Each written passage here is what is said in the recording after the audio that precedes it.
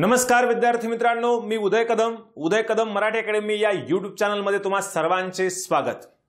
संयुक्त गट क 2023 ही परीक्षा 17 डिसेंबरला पार पडणार आहे आणि या परीक्षेसाठी तुमच्यासाठी घेऊन येत आहे संपूर्ण वाक्य पृथक्करण। एका 30 मिनिटात बघायचे। तुम्हाला लक्षात घ्या, मराठी व्याकरणातलं संपूर्ण व्याकरण जे आहे, संपूर्ण वाक्य पृथक्करण जे आहे, हे वाक्य पृथक्करण फक्त तुम्हाला अर्ध्या तासात या ठिकाणी बघायचं आहे। लक्षात घ्या। आता याच्यामध्ये बऱ्याच वेळा प्रश्न परीक्षेमध्ये असतो विधानपूरक किंवा आधारपूरक किंवा विधेयपूरक किंवा, याबद्दल आपण या 30 मिनिटांमध्ये पुढील 30 मिनिटात चर्चा करणार आहोत। तत्पूर्वी तमाम महाराष्ट्रातील सर्व विद्यार्थी मित्रांचे या यूट्यूब चॅनलवर पुन्हा एकदा खूप खूप स्वागत। आणि जर या यूट्यूब चॅनलमध्ये तुम्ही जर नवीन असाल तर हे यूट्यूब चॅनल सबस्क्राइब करा, लाईक करा, शेअर करा आणि कमेंट करायला विसरू नका। मित्रांनो, जी काही मोरा वाळंबे सुगम मराठी व्याकरण हे जे काही पुस्तक आहे, या पुस्तकासोबत 3 पुस्तकाचा संच आहे। 3 पुस्तकातलं तिसरं पुस्तक जे आकलनमाला आहे, ह्या आकलनमालेचा लेखक या नात्याने लेखक आहे आणि याच्यामध्येच आपण याच्यावर आधारित हे लेक्चर या वाक्य पृथक्करणाचं याच्यामध्ये आहे। लक्षात घ्या, पटकन रिव्हिजन तुमचं या ठिकाणी होणार आहे, हे आपल्याला या ठिकाणी लक्षात घ्यायचं आहे। लक्षात घ्या। ओके, चला पुढे बघा। याच्यामध्ये वाक्य पृथक्करण म्हणजे काय, लक्षात घ्या। वाक्य पृथक्करण म्हणजे काय, 3 शब्द आहेत, लक्षात घ्या। वाक्य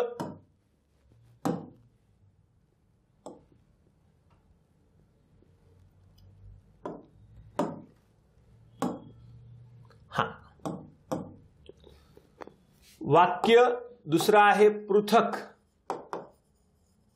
आणि करण। 3 गोष्टी आहेत, लक्षात घ्या। 3 गोष्टी या ठिकाणी आपल्याला मिळतात बघायला।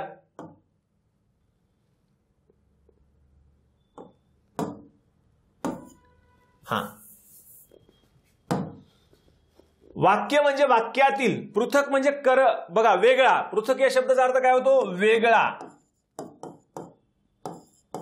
आणि करण म्हणजे करणे। वाक्य म्हणजे वाक्यातील घटक वेगवेगळे करून सांगणे, याला वाक्य पृथक्करण म्हणायचं। लक्षात घ्या, वाक्यातील घटक हे वेगवेगळे करून दाखविणे म्हणजे काय, तर वाक्य पृथक्करण होय। याला वाक्य विग्रह किंवा वाक्य विश्लेषण असं सुद्धा म्हटलेलं आहे। लक्षात घ्या, त्याचा परस्पर संबंध जो आहे तो उलगडून सांगणे म्हणजे वाक्य पृथक्करण आहे। लक्षात घ्या, बरोबर का। या ठिकाणी एक वाक्य लिहिलं आपण, शेजारचा कुत्रा पाण्यात धपकन पडला।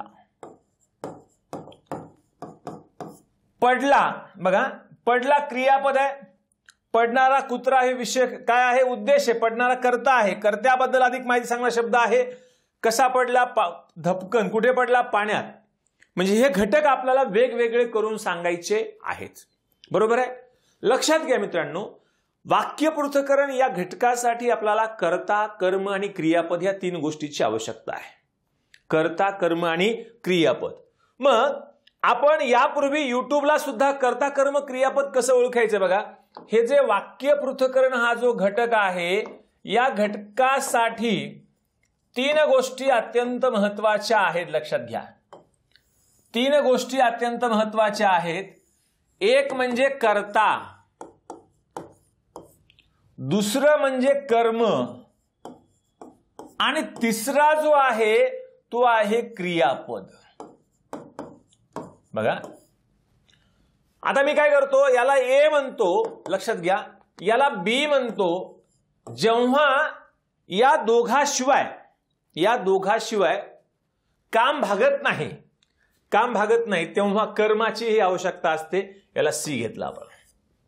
ओके, म्हणजे वाक्याचा अर्थ पूर्ण करण्यामध्ये कर्ता आणि कर्म जेव्हा असमर्थ ठरतात, ते वाक्याचा अर्थ पूर्ण करू शकत नाहीत, तेव्हा कर्म त्याबरोबर, आता बघा सिंपल सांगतो, मग कर्ता म्हणजे काय आपण बघितलेलं आहे, कर्म म्हणजे काय आपण बघितलेलं आहे, क्रियापद म्हणजे काय आपण बघितलेलं आहे, बरोबर आहे। वाक्याचा अर्थ पूर्ण करणाऱ्या क्रियावाचक शब्दाला आपण क्रियापद म्हणतो। ते एकरी स्वरूपामध्ये असतात किंवा संयुक्त स्वरूपामध्ये असतात, हे लक्षात घ्यायचं आहे।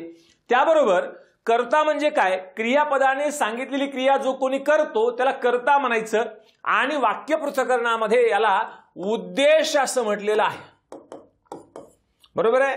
आणि या उद्देशाबद्दल अधिक माहिती सांगणारा जो शब्द असणार आहे त्याला उद्देश विस्तार असं म्हटलेलं लक्षात घ्या, उद्देश विस्तार, बरोबर आहे। वाक्य पृथक्करणामध्ये कर्माला कर्मपूरक असं सुद्धा म्हटलेलं आहे, लक्षात घ्या, कर्मपूरक। आणि कर्माबद्दल अधिक माहिती सांगणाऱ्या शब्दाला कर्मपूरकाचा विस्तार,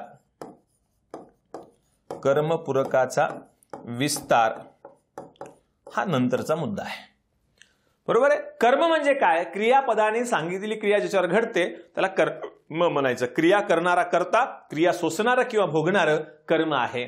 मग क्रियापद, क्रियापदाला वाक्य पृथक्करणामध्ये विधेय असं म्हणतात, आणि या विधेयाबद्दल अधिक माहिती सांगणाऱ्या शब्दाला विधेय विस्तार असं म्हणतात, लक्षात घ्या। या विधेय विस्तारामध्ये लक्षात घेतलं पाहिजे, विधेय विस्तार आहे, बरोबर आहे। मग याला सुद्धा काही मुद्दे आहेत, लक्षात घ्या। मी या क्रियापदाला काही मदत करण्यासाठी काही शब्दसमूह येतो, मग तो काय आहे, विधिपूरक किंवा विधेय, बघा, विधिपूरक किंवा विधानपूरक, यालाच विधेयपूरक असं सुद्धा म्हटलेलं आहे, लक्षात घ्या, आणि आधारपूरक, बरोबर आहे। हे सगळे मुद्दे आपल्याला या ठिकाणी बघायचे आहेत। तर कर्ता कर्म क्रियापद हे घटक फार महत्वाचे आहेत आणि यापूर्वी आपण याच्यावर बोललेलो आहोत, बरोबर आहे। त्यामुळे या ठिकाणी मी जास्त या ठिकाणी बोलणार नाही, कर्ता कर्म क्रियापद आपल्याला माहित पाहिजे म्हणजे पाहिजेच, बरोबर आहे। पण वाक्य पृथक्करणामध्ये तुमचा एक तरी प्रश्न येतो आणि तुमचा प्रश्न चुकतो हे लक्षात घ्यायचंय। त्यामुळे याच्यात 1 किंवा 2 किंवा 3 प्रश्न वाक्य पृथक्करणावर असतात। याचं वैशिष्ट्य काय आहे, पृथक या शब्दाचा अर्थ आहे वेगळा, पृथक म्हणजे वेगळे, करण म्हणजे करणे, समानार्थी शब्द सुद्धा परीक्षेला येऊन गेला, पृथक म्हणजे काय तर वेगळा करणे, बरोबर आहे। मग याला वाक्य विश्लेषण किंवा वाक्य विग्रहही असं म्हणतात, बरोबर आहे, बरोबर आहे। याला असंही म्हणतात, लक्षात घ्या। हा घटक मोरो केशव दामले यांनी मराठीमध्ये आणलेला, लक्षात घ्या। मोरो केशव दामले नावाच्या माणसांनी, मोरो केशव दामले या व्याकरणकारांनी हा घटक मराठीमध्ये आणलेला आहे। आणि तसं गोपाळ गणेश आगरकर यांनी 1888 ला वाक्यमीमांसा नावाचा ग्रंथ, लक्षात घ्या, वाक्यमीमांसा नावाचा ग्रंथ हा लिहिला, बरोबर आहे। आणि याच्यामध्ये वाक्यमीमांसा नावाचा जो ग्रंथ आहे त्यालाच वाक्य पृथक्करण हा ग्रंथ गोपाळ गणेश आगरकरांनी 1888 मध्ये लिहिला, लक्षात घ्या। आपल्या मराठी भाषेवर संस्कृत भाषेचा, मराठी व्याकरणावर संस्कृत व्याकरणाचा आणि इंग्रजी व्याकरणाचा प्रभाव आहे। कारण का 2 प्रवाह होते व्याकरणामध्ये, एक कॅरी प्रवाह हा इंग्रजी व्याकरणाचा आहे आणि दुसरा पांडित्य प्रवाह, पंडित प्रवाह हा जो आहे आगरकर असतील, तरखडकर असतील, दामले असतील, हा जो काही प्रवाह आहे, चिपळूणकर असतील, नाही का, हा एक प्रवाह आहे। या दोघांचाही प्रभाव दिसतो, म्हणून संस्कृत व्याकरण आणि इंग्रजी व्याकरण या दोघांचाही प्रभाव या ठिकाणी दिसतो, आपल्याला हे लक्षात घ्यायचं आहे। मग अनालिसिस ऑफ सेंटेन्स या इंग्रजीतील घटकावरून मराठीमध्ये हा घटक आलेला आहे। अनालिसिस ऑफ सेंटेन्स या इंग्रजी घटकावरून मराठीमध्ये वाक्य पृथक्करण हा घटक आलेला आहे, हेही लक्षात ठेवायचं आहे। आता वाक्य पृथक्करणाचे 2 भाग पडतात, एक आहे उद्देशांग, दुसरा आहे विधेयांग। उद्देशांग म्हणजे काय, वाक्यामध्ये उद्देश व उद्देशाबद्दल अधिक माहिती सांगणारे घटक म्हणजे उद्देशांग। याच्यावर सुद्धा परीक्षेला प्रश्न येऊन गेलाय। उद्देशांग, कर्ता म्हणजे उद्देश व त्याबद्दल अधिक माहिती सांगणारे शब्द म्हणजे उद्देश विस्तार। या 2 गोष्टी, उद्देशांग मध्ये कशाचा समावेश होतो, कर्त्याचा आणि उद्देश विस्ताराचा, म्हणजे उद्देशाचा आणि उद्देश विस्ताराचा समावेश होतो, हे आपल्याला त्या ठिकाणी लक्षात घ्यायचं आहे। तर विधेयांग म्हणजे काय, विधेय म्हणजे क्रियापद व क्रियापदाबद्दल अधिक माहिती सांगणारे शब्द त्यामध्ये येतात, लक्षात घ्या। म्हणजे विधेय व विधेय विस्तार, त्यामध्ये कर्मपूरकाचा विस्तार, आधारपूरक आहे, विधेयपूरक आहे, त्याला विधानपूरक किंवा विधिपूरक असं म्हणतात, या सगळ्याचा समावेश याच्यामध्ये होतो, हे आपल्या या ठिकाणी लक्षात घ्यायचं आहे। ओके, हे सगळे मुद्दे आपण या ठिकाणी चर्चेला घेत असतो। तर याच्यामध्ये बघितलं आपण की प्रकार 2 आहेत, उद्देशांग आणि विधेयांग। त्यातला पहिला प्रकार आपला अगोदर बघायचा आहे, पटकन शॉर्ट नोटीसवर आपल्याला काय करायचं आहे, लक्षात घ्या, या ठिकाणी आपल्याला पटकन हे विषय संपवायचा आहे। यस, ओके, चला पुढे। आता पुढे बघा, उद्देश म्हणजे काय, उद्देश म्हणजेच कर्ता, क्रियापदाने सांगितलेली क्रिया जो कोणी करतो त्याला आपण कर्ता असं म्हटलेलं आहे. कर्त्यालाच उद्देश असं म्हटले, लक्षात घ्या. कर्त्यालाच काय म्हटले? उद्देश असं म्हटलेलं आहे. म्हणजे क्रियापदाने सांगितलेली क्रिया जो कोणी करतो त्याला कर्ता असं म्हटलेलं आहे, लक्षात घ्या. थोडक्यात धावता आढावा घेतो म्हणजे तुम्हाला याबद्दल माहिती आहे. वाक्यातील दर्शविलेल्या क्रियेला प्रत्यक्ष व अप्रत्यक्ष जो जबाबदार असणाऱ्या नामपद बंधास उद्देश असं म्हणतात अशी व्याख्या आयोगाने विचारलेली होती, लक्षात घ्या. आणि याच्यामध्ये ही व्याख्या आपण टाकलेली आहे. बघा, राम गरीब आहे असणारा राम आहे. ती गावाला गेली, जाणारी कोण आहे? ती आहे. कोळ्याच्या जाळ्यात मासे आले, येणारे कोण आहेत? मासे. म्हणजे हे सगळे जे आहेत हे कर्ते आहेत. म्हणजेच हे कोण आहेत? उद्देश आहेत. कधी कधी कर्ता ओळखा असतं, कधी कधी उद्देश ओळखा असतं, हे लक्षात घ्यायचं. अगदी शांततेमध्ये उत्तर द्यायचंय आणि 16 सेकंदामध्ये उत्तर द्यायचंय, बरोबर का? मोठा आवाज नाही का, आवाज करून उत्तर द्यायचं नाही, हे लक्षात घ्या. 16 सेकंदामध्ये आपल्याला उत्तर द्यायचंय पटकन. पुढे बघा काय विचारलंय? उद्देश विस्तार. कर्त्याबद्दल अधिक माहिती सांगणारा शब्द म्हणजे उद्देश विस्तार असणारे, लक्षात घ्या. कर्त्याबद्दल अधिक माहिती सांगणारा शब्द आहे. विशेषणाचे कार्य करणारा शब्द, बरोबर आहे. शूर सरदार आम्हाला काय कुणाची भीती.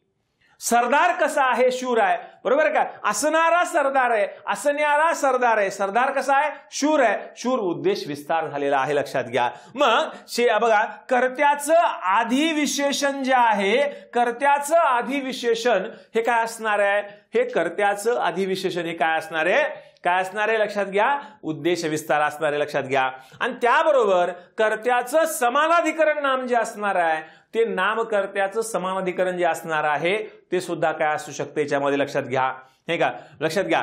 ते हे काय असणार आहे? ते सुद्धा उद्देश विस्तार असणार आहे, लक्षात घ्या. भारताचे श्रेष्ठ गायक भीमसेन छान गातात, शेजारचा रामू गावाला गेला, असे 2 वाक्य आहेत. मग जाणारा कोण आहे? रामू आहे, बरोबर आहे. जाणारा कोण आहे? रामू आहे. गेला, जातो हे क्रियापदाचं गेला हे भूतकाळी रूप आहे. मग कोणता रामू? शेजारचा रामू आहे, बरोबर आहे. कोणता रामू? शेजारचा रामू. हा झाला उद्देश विस्तार. या रामू बद्दल अधिक माहिती सांगणारा शब्द हा उद्देश विस्तार असणार आहे, बरोबर. आता पुढे बघा, भारताचे श्रेष्ठ गायक भीमसेन छान गातात. गाणारे कोण आहेत? भीमसेन बापू आहेत, बरोबर आहे. भीमसेन छान गातात, बरोबर आहे. भीमसेन साहेब, बरोबर का? मग गाणारे कोणते? भीमसेन आहेत. कोणते गायक आहेत ते? भारताचे श्रेष्ठ गायक. यांच्याबद्दल अधिक माहिती सांगणारा शब्द, बरोबर आहे. म्हणजे भीमसेनांचं जे काय आजचंही गाणं आपलं ऐकायला मिळालं की भारी वाटतं कानाला, बरोबर की नाही. त्याच्यानंतर समानाधिकरण नाम म्हणजे काय? बघा, काळे असे मांजर जोरात पळते. काळे मांजर. मांजराबद्दल अधिक माहिती कोण सांगितली? काळे. दोघे काळे मांजर. समानाधिकरण, लक्षात घ्या. याच्यावर प्रश्न परीक्षेला विचारलेला आहे, त्याच्याबद्दल पुढे प्रश्न आलेला आहे, मी प्रश्न घेतलाय, त्याबद्दल बोलूयात. समानाधिकरण. दोन्हीही पद एकाच विभक्तीमध्ये असतात, बरोबर. आणि नामाबद्दल अधिक माहिती सांगितलेली असते. काळे मांजर. मांजर कसं आहे? काळे आहे, लक्षात घ्या, बरोबर आहे. जन्म कोणाचा? राम जन्म झाला कोणाचा झाला? रामाचा, बरोबर का? असं समानाधिकरण. ओके. तर मित्रांनो, थोडक्यामध्ये एक जाहिरात करतो. लिपिक, टंकलेखक, टॅक्स असिस्टंट इत्यादी परीक्षेसाठी टार्गेट 17 डिसेंबरसाठी पटकन तुमचं PYQ कव्हर व्हावं आणि तेही चित्र स्वरूपामध्ये, यासाठी आपण 107 रुपये अशी फीस ठेवलेली आहे. शब्दसंग्रह PYQ बॅच चित्र आणि गोष्टी स्वरूपामध्ये आहे. एकूण व्हिडिओ 10+ आहेत, लक्षात घ्या. कालावधी 1 महिना आहे. वॉच टाइम हा व्हिडिओ 2 वेळा तुम्हाला बघता येईल. रेकॉर्डेड बॅच आहे, लक्षात घ्या. ऍप डाउनलोड करायचे. डाउनलोड आवर ऍप फॉर्म. बघा, गुगल प्लेला जायचे, ऍप स्टोअरला नाहीये. उदय कदम मराठी अकॅडमीत जाऊन ऍप डाउनलोड करायचे आणि पटकन हे 10 व्हिडिओ तुम्हाला बघायचे आहेत, तर जेणेकरून तुमचा पटकन ते शब्दसंग्रह आयोगाने विचारलेले 4ही पर्यायाचं स्पष्टीकरण जे काही दिलेलं आहे ते चित्र आणि गोष्टी स्वरूपामध्ये आपण दिलेलं आहे. ते तुम्हाला या ठिकाणी टार्गेट ओरिएंटेड आहे, पटकन होऊ शकतं, हे लक्षात घ्या. ओके. तर आजपासून जरी घेतलं तर तुमच्या परीक्षेपर्यंत याचं रिव्हिजन चांगलं तुमचं होऊ शकेल, हे लक्षात घ्या. पुढे बघा, विधेयांग. विधेयांग म्हणजे काय? तर क्रियापद आणि क्रियापदाबद्दल अधिक माहिती सांगणारा विभाग म्हणजे विधेयांग असं म्हणायचं. मग याच्यामध्ये काय काय येतं? विधेय म्हणजे कोण? क्रियापद. क्रियापदाला आपण विधेय असं म्हणतो हे सांगायची गरज तुम्हाला नाही, बरोबर का? क्रियापदाला आपण काय म्हणतो? विधेय असं म्हणतो, बरोबर आहे. आणि मग वाक्याचा अर्थ पूर्ण करणाऱ्या शब्दाला आपण क्रियापद असं म्हणतो, म्हणजेच विधेय म्हणतो, लक्षात घ्या. म्हणजेच काय म्हणतो? विधेय म्हणतो, म्हणजेच क्रियापद असं म्हणतो, हे आपलं लक्षात ठेवायचं आहे. बरोबर का? क्रियापद ही एकेरी असतात किंवा संयुक्त असतात, बरोबर आहे का? राम शाळेत जातो यातलं विधेय जातो आहे हे एकेरी आहे. आणि जयराम गाणे गात आहे, गात आहे, गात हे धातुसाधित आहे आणि आहे हे काय आहे? सहाय्यक क्रियापद आहे.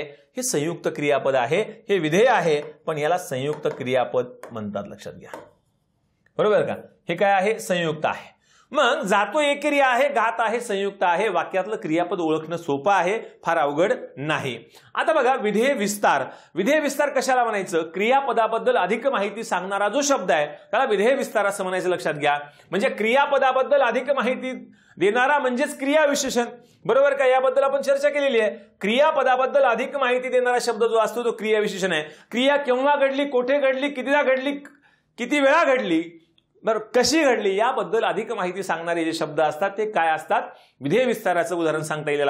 हे विधेय विस्ताराचं काम करतात, लक्षात घ्या. क्रिया केव्हा घडली, कोठे घडली, कशी घडली, कितीदा घडली असा प्रश्न विचारला असता विधेय विस्तार मिळतं, हे लक्षात ठेवायचं आहे. बघा, कुत्रा बागेच्या हौदात धपकन पडला.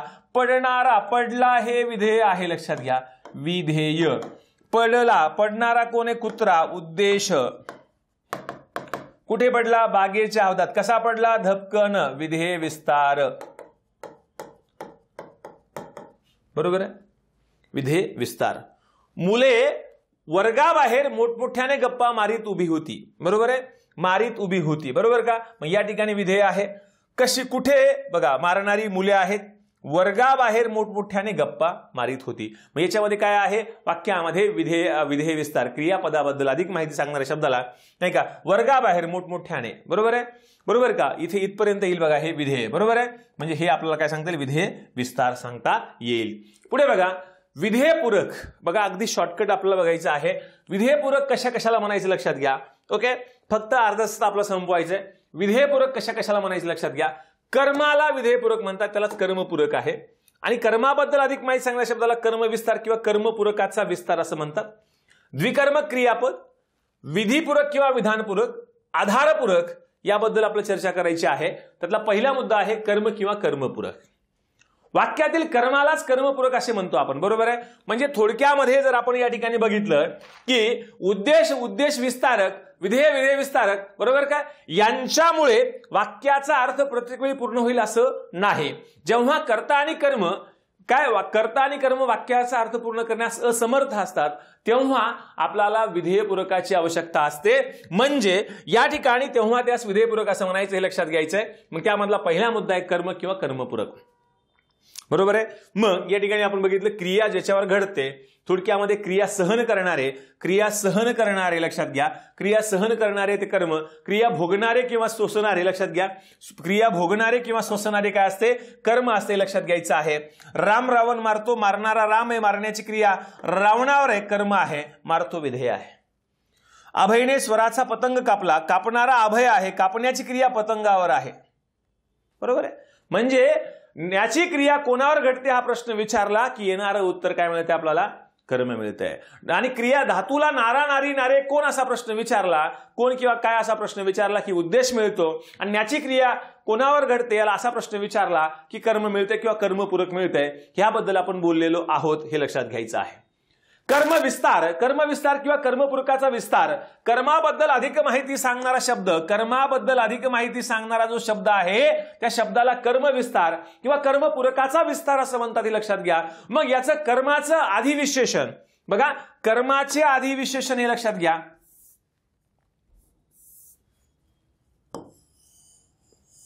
म्हणजे कर्मविस्तार. कर्माचे अधिविशेषण म्हणजे कोण? कर्मविस्तार. बाई छान छान गोष्टी सांगतात, सांगणाऱ्या बाई आहेत कोण? बाई. उद्देश. सांगण्याची क्रिया गोष्टीवर आहे, कर्म. सांगतात हे विधेय आहे, लक्षात घ्या, विधेय. आणि गोष्टी कशा आहेत? छान छान आहेत, कर्मविस्तार किंवा कर्मपूरकाचा विस्तार. बरोबर आहे? शिक्षकांनी विद्यार्थ्यांना एक अतिशय गुंतागुंतीचे गणित सोडविण्यास दिले हे क्रियापदे म्हणजे विधेय आहे, लक्षात घ्या. बरोबर आहे? सोडवण्याची क्रिया कोणावर दिलेली आहे? समजा सोडविण्यास दिले, हे एकत्र क्रियापद आहे बघा, सोडविण्यास दिले. बरोबर आहे? मग देण्याची क्रिया कोणावर आहे? या गणितावर आहे, लक्षात घ्या, गणितावर. गणित कसं आहे? एक अतिशय गुंतागुंतीचं गणित आहे, लक्षात घ्या. बरोबर का? मग या ठिकाणी उत्तर आपला काय सांगता येईल, एक अतिशय गुंतागुंतीचे हे काय झालं इथे बघा, क्रियापदाबद्दल कर्माबद्दल अधिक माहिती सांगणारा शब्द हा कर्मपूरकाचा विस्तार किंवा कर्म विस्तार आहे. कर्मपूरकाचा विस्तार हे लक्षात घ्या. कळलं? यस. पुढे बघा द्विकर्म क्रियापद. जेव्हा वाक्यात दोन कर्म येतात तेव्हा, बरोबर आहे, जेव्हा वाक्यात दोन कर्म येतात तेव्हा काय, तेव्हा त्याला काय म्हणायचं, द्विकर्म क्रियापदालाच बघा प्रत्यक्ष कर्म आणि अप्रत्यक्ष कर्म. प्रत्यक्ष कर्म हे कर्मपूरक असतं किंवा कर्म असतं आणि अप्रत्यक्ष कर्म हे विधेयपूरक असतं. बघा शिक्षकांनी या ठिकाणी प्रश्न आलाय बघा, शिक्षकांनी विद्यार्थ्यांना गणित सोडवण्यास दिले. बरं का, सोडवण्याची क्रिया कोणावर दिलेली आहे, गणितावर. कोणाला सोडवायला दिले, विद्यार्थ्यांना. हे काय आहे, अप्रत्यक्ष कर्म आहे. अप्रत्यक्ष कर्म आहे, लक्षात घ्या, एवढंच सांगतो. मग हे अप्रत्यक्ष कर्म काय असणार आहे, तर विधेयपूरक असणार आहे. दोन कर्म आहेत याच्यामध्ये. यशोदेने श्रीकृष्णाला लोणी दिले हे प्रत्यक्ष कर्म आहे आणि श्रीकृष्णाला यशोदेने लोणी दिले. वाक्याचा अर्थ पूर्ण होईल का? नाही. मग वाक्याचा अर्थ पूर्ण करण्यासाठी काही वेळा आपल्याला अप्रत्यक्ष कर्माची आवश्यकता असते. मग तेव्हा त्याला म्हणायचं विधेयपूरक. तेव्हा त्याला म्हणायचं विधेयपूरक. बघा रामने भिकाऱ्याला पैसे दिले. पैसे हे प्रत्यक्ष कर्म आहे, पण कोणाला दिले, भिकाऱ्याला दिले. यशोदेने, हे परत रिपीट झालेलं आहे, ठीक आहे. श्रीकृष्णाने अर्जुनाला गीता सांगितली. बरोबर आहे, श्रीकृष्णाने अर्जुनाला गीता सांगितली. सांगणार आहे कोण आहे, अर्जुन, श्रीकृष्ण आहे. सांगण्याची क्रिया कोणावर आहे, गीतेवर आहे. गीता कोणाला उद्देशून सांगितली, अर्जुनाला. बरोबर का? मग अर्जुनाला हे काय अप्रत्यक्ष कर्म आहे. अप्रत्यक्ष कर्म जेव्हा वाक्यामध्ये येतं तेव्हा ते विधेयपूरक असतं, हे लक्षात ठेवायचं. कन्फर्म लक्षात ठेवायचं. बरोबर का? काही वाजवा पण उत्तर द्या. बरोबर का? लक्षात घ्या. म्हणजे या ठिकाणी लक्षात घ्या. बरोबर का? सिंपल ओके आहे. काही वाचा पण उत्तर आपल्याला आलं पाहिजे, लक्षात घ्या. याच्यामध्ये तुम्हाला प्रश्न विचारला वाक्यामध्ये की श्रीकृष्णाने अर्जुनाला काय सांगितली, गीता सांगितली. बरोबर आहे. या वाक्यातील अर्जुनाला, बरोबर आहे, अर्जुनाला अधोरेखित शब्दाचा प्रकार ओळखा वाक्य पृथक्करणातला. मग काय सांगता येईल, हा विधेयपूरक आहे, हे डोळे झाकून सांगता येईल. वाक्यात जर अप्रत्यक्ष कर्म असेल तर ते काय असलं पाहिजे, विधेयपूरक असलं पाहिजे, लक्षात घ्या. आधारपूरक, आता पुढची संकल्पना आहे बघा, आधारपूरक. आधारपूरक कशाला म्हणायचं, वाक्याला अर्थपूर्ण करण्यासाठी, वाक्याला आधार देण्यासाठी काही शब्द येतात, त्या शब्दाला म्हणायचं आधारपूरक. लक्षात घ्या. स्थलवाचक शब्दयोगी अव्यंत किंवा क्रियाविशेषण अव्यंत शब्द असतो, त्याला म्हणायचं आधारपूरक. सूर्य ढगामागे लपला. बघा या ठिकाणी सूर्य कुठे लपलाय, ढगामागे लपला, आधारपूरक आहे. साप दारा आड लपला. कुठे लपला, दारा आड. बरोबर का? म्हणजे हे काय आहे, या ठिकाणी हे शब्दयोगी अव्यय स्थलवाचक आहेत. वाक्य सूर्य लपला पण कुठे, आधार दिला आले. आधार देण्यासाठी ढगामागे आलेला आहे. साप लपला पण कुठे, आधार देण्यासाठी, वाक्याचा अर्थ पूर्ण करण्यासाठी हे आधारपूरक आहेत, लक्षात घ्या. मग हे आधारपूरक कोण असतात, तर स्थलवाचक शब्दयोगी अव्यंत किंवा क्रियाविशेषण अव्यंत असतात, हे लक्षात ठेवायचंय. आधारपूरक. बरोबर आहे. आणि दुसरा मुद्दा आहे मिळ किंवा भेट. बघा भेटण्याची किंवा मिळण्याची क्रिया दाखविणारा चतुर्थांत शब्द हा आधारपूरक असतो, लक्षात घ्या, नाही का. उदाहरणार्थ बघा या ठिकाणी नदी गंगेला मिळाली. कोणाला मिळाली, गंगेला. बरोबर का? मिळ या क्रियापदासोबत चतुर्थांत शब्द जेव्हा येतो तेव्हा तो आधारपूरक असतो, हे लक्षात ठेवायचं. आधारपूरक.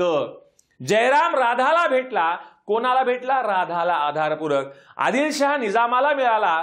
कुणाला मिळाला, निजामाला. राज्यपाल राष्ट्रपतींना भेटले. या ठिकाणी ला आलं नाही, तर अनेक वचने असल्यामुळे राष्ट्रपतींना आदरार्थी अनेक वचन आहे, म्हणून राष्ट्रपतींना भेटले, आधारपूरक. नदी गंगेला मिळाली. गंगा, राधा, निजाम आणि राष्ट्रपती हे सगळे जे काही शब्द आहेत हे चतुर्थी विभक्तीयुक्त शब्द आहेत, लक्षात घ्या. कळलं. चला पुढे. येस मित्रांनो, लक्षात घ्या.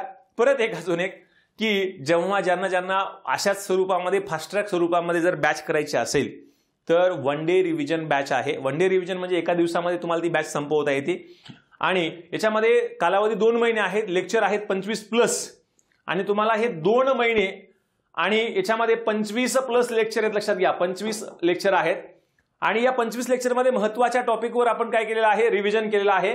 वॉच टाइम 2 वेळा ही बघता येईल, लक्षात घ्या. वर्ण, संधी, नाम, सर्वनाम, विशेषण, क्रियापद, क्रियाविशेषण अव्यय, शब्दयोगी अव्यय, विभागनीय अव्यय, केवलप्रयोगी अव्यय, क्रियापदाचे काळ, लिंग, वचन, विभक्ती, सामान्य रूप, प्रयोग, समास, वाक्याचे प्रकार, वाक्य रूपांतर, वाक्य पृथक्करण, बरोबर का. त्याबरोबर शब्दांच्या शक्ती, शब्दसिद्धी, काव्याचे रस, विरामचिन्ह, व्याकरणकारांच्या व्याख्या, ह्या सगळ्यावर ही आकलनमाला बनवलेली आहे.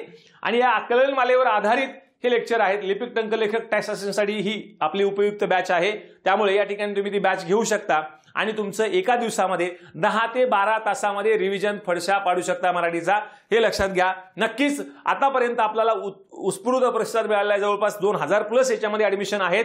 तुम्हाला अजून याच्यामध्ये फायदा होऊ शकतो, हे लक्षात घ्या.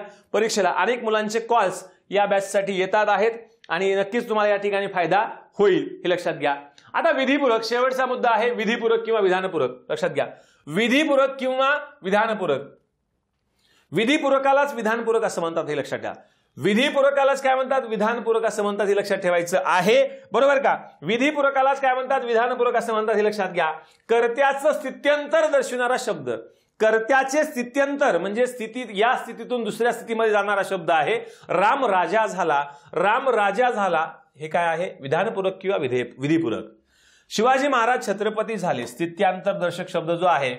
म्हणजे राम श्रीमंत झाला, अजय गरीब झाला, म्हणजे यातलं श्रीमंत गरीब असेल, राजा असेल, छत्रपती असेल, हे काय करतात, स्थित्यांतर दर्शवतात, काहीतरी बदल झाला असं दर्शवतात. असे शब्द जे आहेत हे शब्द विधिपूरक किंवा विधानपूरक आहेत, हे लक्षात ठेवायचं आहे. पुढे बघा, कर्त्याचं विधी विशेषण. पेरू आंबट आहे, पेरू कसा आहे, आंबट आहे, पण पुढे आलाय. नामाबद्दल अधिक माहिती सांगून नामाच्या पुढे येणाऱ्या विशेषणाला विधी विशेषण म्हणायचं. आणि मग कर्त्याचं विधी विशेषण हे काय असतं, विधिपूरक किंवा विधानपूरक असतं, हे लक्षात ठेवायचं. गुलमोहर मोहक दिसतो, कसा दिसतो, मोहक. या गुलमोहराबद्दल अधिक माहिती सांगितली, नंतर आले विधी विशेषण. कर्त्याचे विधी विशेषण, स्थित्यांतरदर्शक शब्द हे काय असतात, विधिपूरक किंवा विधानपूरक असतात, हे लक्षात घ्यायचं आहे. वाक्याचा कर्ता व कर्त्यानंतर नाम दोघेही एकच असतील तर ते विधिपूरक असतात. लक्षात घ्या, तो नाटकात भिकारी झाला, होणारा तो आहे पण काय झाला, भिकारी. तो उपजिल्हाधिकारी झाला, होणारा कोण आहे, तो आहे पण कोण, उपजिल्हाधिकारी. मग यावेळेस दोघेही एकच आहेत, तर मग त्यावेळेस या शब्दांना काय म्हणायचं, विधिपूरक म्हणायचं. या शब्दांना काय म्हणायचं, विधिपूरक असं म्हणायचं, हे लक्षात घ्या. पुढे बघा, कर्त्यापूर्वी येणारे चतुर्थांत नाम व सर्वनाम. परीक्षेला विचारलंय, कर्त्यापूर्वी येणारे चतुर्थांत नाम किंवा सर्वनाम. बघा, रामला राधा आवडते, आवडणारी राधा, आवडण्याची क्रिया राधेवर आहे, रामला चतुर्थांत शब्द आहे. सीताला शालू शोभतो, शोभणारा शालू आहे, कर्ता, नाही का. कोण, आता हे कर्त्याच्या अगोदर आले. कर्त्याच्या अगोदर हे कुठले शब्द आहेत, चतुर्थी युक्त प्रत्ययुक्त शब्द, लक्षात घ्या. चतुर्थी प्रत्ययुक्त शब्द किंवा चतुर्थांत नाम किंवा सर्वनाम आहे. त्याला मुकुट शोभतो, शोभणारा मुकुट आहे, पण त्याला म्हटलंय सर्वनाम आहे. बरोबर आहे. हे सुद्धा परीक्षेला येऊन गेले, आता लक्षात घ्या. कर्त्यापूर्वी येणारं चतुर्थांत नाम किंवा सर्वनाम हे विधिपूरक किंवा विधानपूरकाचं कार्य करत आहे, हे आपल्याला या ठिकाणी लक्षात ठेवायचं आहे. अस्तित्ववाचक शब्द, अस्तित्ववाचक शब्द म्हणजे कोणता शब्द रे, तर अस्तित्ववाचक शब्द म्हणजे राम हुशार आहे. असणारा कोण आहे, या ठिकाणी राम हुशार आहे. काय अस्तित्व त्याचं, हुशार हे अस्तित्व आहे. कालिदास कवी होता, काय, कवी. मग या विधिपूरकालाच विधानपूरक असं म्हणतात, हे लक्षात घ्या. म्हणजे अस्तित्ववाचक शब्द नाही का, तो शिक्षक आहे, काय आहे, शिक्षक आहे, हे अस्तित्व आहे, लक्षात घ्या. स्थिती आहे किंवा अस्तित्ववाचक आहे, लक्षात घ्या. यालाच अस्तित्वाला स्थिती म्हणायचं, स्थितीवाचक शब्द. बरोबर आहे. हुशार आहे, गरीब आहे, नाही का. आणि गरीब आहे याचा श्रीमंत झाला, हे स्थित्यांतरदर्शक आहे. स्थिती किंवा अस्तित्ववाचक हे शब्द सुद्धा काय असतात, विधिपूरक किंवा विधानपूरक असतात, हे लक्षात ठेवायचं आहे. वाक्य पृथक्करण जे आहे, वाक्य पृथक्करण जे आहे आपल्याला सांगायचं आहे, लक्षात घ्या. वाक्य पृथक्करणामध्ये पुढील वाक्याचं पृथक्करण केलं जातं, लक्षात घ्या. एक आहे केवल वाक्य, दुसरं आहे मिश्र वाक्य, तिसरं आहे संयुक्त वाक्य, लक्षात घ्या. बरोबर का. याच्यामध्ये बघितलं केवल वाक्य, मिश्र वाक्य आणि संयुक्त वाक्य. याच्यामध्ये केवल वाक्य आपल्या समोर उभं आहे, पण मिश्र वाक्य आणि संयुक्त वाक्यामध्ये मिश्र वाक्य 2 वाक्य असतात, संयुक्त वाक्य 2 असतात किंवा 2 पेक्षा अधिक असतात या दोघांमध्ये. मग त्यातलं एक एक वाक्य घेऊन आपलं वाक्य पृथक्करण करायचं आहे. थोडक्यामध्ये मिश्र वाक्य आणि संयुक्त वाक्याचे वाक्य पृथक्करण करत असताना वेगवेगळ्या वाक्याचं वाक्य पृथक्करण करावं, हे या ठिकाणी सांगितलेलं आहे. बरोबर आहे, हे लक्षात घ्या. मग या ठिकाणी आपण जर बघितलं तर पुढे बघा, आयोगाने विचारले काही प्रश्न आपण मुद्दाम याच्यामध्ये घेतोय.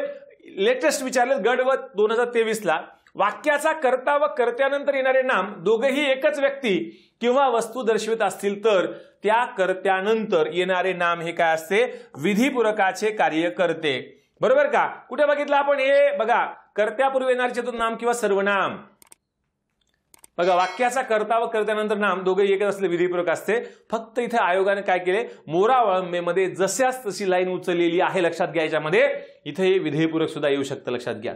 विधीपूरक म्हणजेच विधेयपूरक मध्येच विधानपूरक असं सुद्धा आलं असतं, पण या ठिकाणी आयोगाने उत्तर काय दिले, 3 दिलेलं आहे हे लक्षात घ्या. बरोबर आहे. पुढे बघा, जशाच तसं मोरा वळंबीतलं उचललेलं आहे. गांधीजींना सुताच्या माळा अधिक आवडतात या वाक्यातील विधेयपूरक ओळखा. गांधीजींना सुताच्या माळा अधिक आवडतात या वाक्यातील विधेयपूरक ओळखा म्हटलंय. आवडणाऱ्या माळा आहेत. कर्त्यापूर्वी एखादा चतुर्थांत नाम किंवा सर्वनाम आला, बघायचा प्रश्न आला आहे तर गांधीजींना मी आता घेतलं होतं बघा, हे बघा इथे घेतलेलं आहे. कर्त्या चतुर्थांत नाम किंवा सर्वनाम बघा नाही का, आवड या ठिकाणी रामला. ओके असं ठीक आहे. उत्तर आलं याचं गांधीजींना. उत्तर काय आलं, गांधीजींना. एखाद्या नामाचे स्पष्टीकरण करणाऱ्या व नामापूर्वी येणाऱ्या त्याच अर्थशब्दास काय म्हणायचं, रामजन्म, रामाचा जन्म नाही का, काळे असे मांजर समानाधिकरण. जशाच तसं मोरावळंबेतलं उदाहरण उचललेलं आहे. पुढे बघा, तुषारने मीराची वही फाडली या विधानातील अधोरेखित शब्द कोणते कार्य करतो. फाडणारा तुषार आहे, फाडण्याची क्रिया वहीवर आहे म्हणजे कर्म आहे, म्हणजेच कर्मपूरक आहे. उत्तर 4.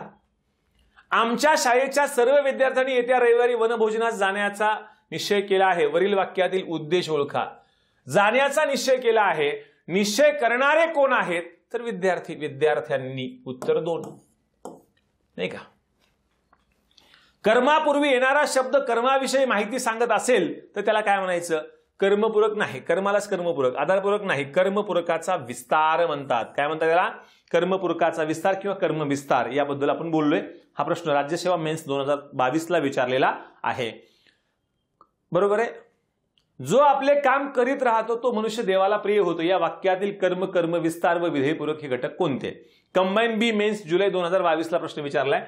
बघा पहिल्या वाक्यात जो आपले काम करीत राहतो, करणारा जो आहे, करण्याची क्रिया कामावर आहे. पहिल्या वाक्यात कर्म कोण आहे, कर्म कोण आहे तुम्हाला काय विचारले, कर्म, कर्मविस्तार विचारलेले आहे. बरोबर आहे. कर्म, कर्मविस्तार व विधेयपूरक विचारलेलं आहे. मग इथे या ठिकाणी मनुष्य बघा, कर्म अगोदर कर्म आहे. बरोबर आहे. तो मनुष्य देवाला प्रिय होतो. प्रिय होणारा तो, प्रिय होण्याची क्रिया त्याच्यावरच आहे. वाक्यात काय नाही, या कर्म नाहीये, त्यामुळे मनुष्य येईल का नाही, पहिला पर्याय गेला. बरोबर आहे. जो आपले काम जो आपले म्हटले, जो हा उद्देश आहे त्यामुळे येणार नाही. मग या ठिकाणी काम आलंय, या ठिकाणी काम आलंय. बरोबर आहे. आता या ठिकाणी काय म्हटले, कर्म, कर्मविस्तार म्हटले. काम हे कर्म आहे. कामाबद्दल अधिक माहिती कोण सांगितली, आपले या शब्दाने सांगितली. मग आपले काय आहे, कर्मविस्तार आहे. मग बघा या ठिकाणी काम हे काय आहे, कर्म आहे, कर्मविस्तार आहे. बाकी काहीच बघायची गरज नाही. उत्तर क बरोबर ठोकून द्यायचंय. उत्तर या ठिकाणी 2 आलेलं आहे. बरोबर आहे. मग या ठिकाणी पुढे विधेयपूरक. कोणाला प्रिय होतो, देवाला प्रिय. बघा प्रिय होतो, देवाला ही काय आहेत, विधेयपूरक आहेत. लक्षात घ्या. देवाला, देवाला हे चतुर्थीयुक्त शब्द आहे. लक्षात घ्या. बरोबर आहे. म्हणजे या ठिकाणी उत्तर काय आलं, या ठिकाणी बरोबर का. बघा इथे देवाला नाही का प्रिय होतो. म्हणजे याच्यामध्ये असं जरी विचारलं आपण आता देवाला, बरोबर का, देवाला प्रिय आलं उत्तर सरळ सरळ. येस. पुढे बघा, शरदच्या चांदण्यात गुलमोहर मोहक दिसतो या केवळ वाक्याचं वाक्यपृथक्करण करा असं म्हटलेलं आहे. शरदच्या चांदण्यात गुलमोहर मोहक दिसतो. दिसणारा बघा, दिसणारा बघा कोण दिसतो, गुलमोहर. गुलमोहर काय आहे, गुलमोहर काय आहे, हे दिसणारा कोण आहे, गुलमोहर आहे. गुलमोहर हा उद्देश आहे. बरोबर आहे. उद्देश गुलमोहर आहे. लक्षात घ्या. आणि या बघा उद्देश गुलमोहर कसा दिसतो, मोहक दिसतो. ह्या उद्देशाचं विधिविशेषण हे विधेयपूरक असतं किंवा विधानपूरक असतं. मग या ठिकाणी आलं कुठे दिसतो, शरदच्या चांदण्यात. या क्रियापदाबद्दल अधिक माहिती सांगितलेली आहे. म्हणजे हा काय आहे, विधेय विस्तार आहे. लक्षात घ्या. विधेय विस्तार शरदच्या चांदण्यात आणि क्रियापदे दिसतो. आलं उत्तर 4. सरळ सरळ उत्तर सांगता येईल हे लक्षात घ्या. ओके. तर मित्रांनो बघा या ठिकाणी आपण फक्त 30 मिनिटांमध्ये आपण वाक्यपृथक्करण हा घटक बघितला. त्यातले काही प्रश्नही बघितलेले आहेत. पटकन तुमचं रिव्हिजन होईल. नक्कीच तुम्हाला हा व्हिडिओ आवडला आहे, आवडल्यास लाईक करा, शेअर करा, सबस्क्राईब करा आणि आपल्या सर्व मित्रांना, लिपिक टंकलेखकची तयारी करणाऱ्या सर्व मित्रांना आपल्या 2 बॅच जरूर सांगा. फीस अत्यंत कमी आहे. 116 रुपये वन डे रिव्हिजन बॅच आहे. त्याच्यामध्ये 25 लेक्चर आहेत.